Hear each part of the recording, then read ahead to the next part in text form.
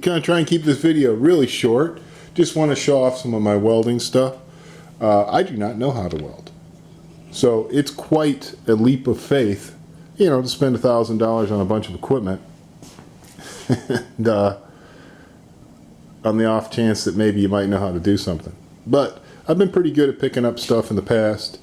So I'm hoping that throwing sparks and melting metal and sticking it together will be something I can wrap my mind around. And so the machine I chose was the Everlast 160 STH. It runs on 110 or 220. It comes with the cord and adapter for that. Very nice. Everlast has a good reputation. Comes with the regulator for the argon, because you need shielding gas. This is a TIG stick. I'm sorry, I should have mentioned that. TIG stick welder. You can TIG or stick. You can go lift or high frequency start. It's got a gas solenoid that cuts on and off when you're welding to conserve your argon. It's got the interchangeable plus minus there, right? Get the foot pedal schmaggle. The foot pedal is extra.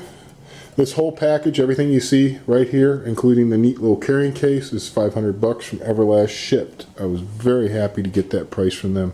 Thank you very much, Oleg, for setting that up, and Gretchen for making this order happen. You guys are awesome. It was a pleasure dealing with Everlast. I highly recommend dealing with Everlast. They are a quality outfit. So what you get is a stick electrode holder. You get a ground clamp, okay? So you can plug those babies in there. I got a foot pedal, which is going to be absolutely awesome for TIG welding. And that plugs in there, and the foot pedal is what will let you initiate your arc and then modulate how much amperage you're giving your arc, so you can really finesse your weld. You get a real nice little TIG torch package. This is a 27 style torch. It comes with an on-off switch, which I won't be using. It comes with the argon gas. This is kind of a gas cooled. It's not water cooled. It comes with all the basic stuff you need to get set up. One collet in each size, 16, 3/32, 1/8. Three gas cups. Comes with an electrode shield, which screws onto the back there so that you cover your tungsten electrode. Tungsten electrode fits in here, and you stick it out a little bit, and that's how you get started welding. It has a little short back cap if you need to get into a tight space. You use a short tungsten. Okay, so that's the goodies that you get for $500. Definitely a very nice package, and portable and easy to carry. Like I said, it's got TIG, stick, lift, high frequency. You've got your amperage control, which is a nice, infinitely variable to the maximum to the minimum. And it's got a digital readout, and then you've got post flow for your argon, so it'll keep flowing and shielding your weld as it cools. Then there's the stuff that you need to buy in order to be able to throw the sparks. I've got a nice hood. I really like this hood. I looked long and hard to find this at a price that I was willing to pay. A real expensive hood. I got it at a good price. Auto darkening, grind mode, variable shade mode, sensitivity delay. It's ready to go. It has no need for batteries. It uses a solar cell, and it has 2 sensors. It's got a great big wide viewing area. It's real comfortable. I like the shape of it.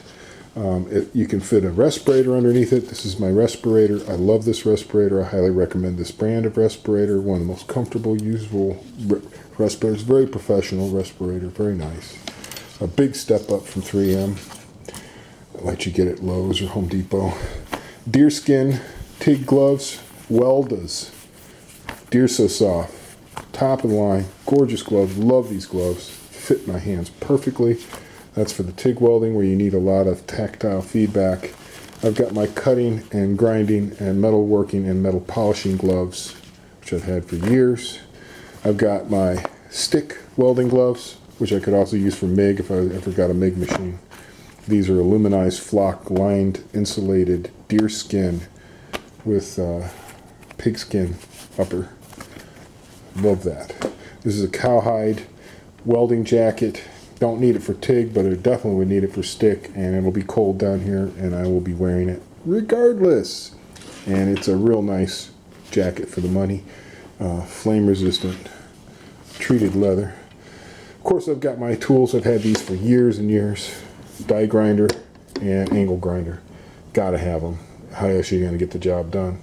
I've got electrodes. I've got 16th and I've got 3/32, and these are 6013. These are for just doing mild steel. These are general purpose. They're not moisture sensitive. You don't have to worry about keeping them super dry and baking them after 8 hours of exposure to the atmosphere and all that BS like with the 7000 series. So that's why I like them. Should lay down a good weld, all position welding rod. To be able to do the kind of work I'm going to do. Obviously, I want to do fine work, finesse work. That's the kind of work I've always done. So I've got really small tungsten electrodes here for the TIG torch, 040 and 16th. Okay, and I bought a gas lens kit for the 040 because I had to get one anyway. So why not get a gas lens? Gas lens is going to help with the shielding gas. It's going to make it flow with less turbulence. It's going to make it cover better. It's going to allow more stick out. Even though I've got a great big cup here, I can have my electrodes stuck out further so I can get into tight spaces. Comes with everything I need to do that.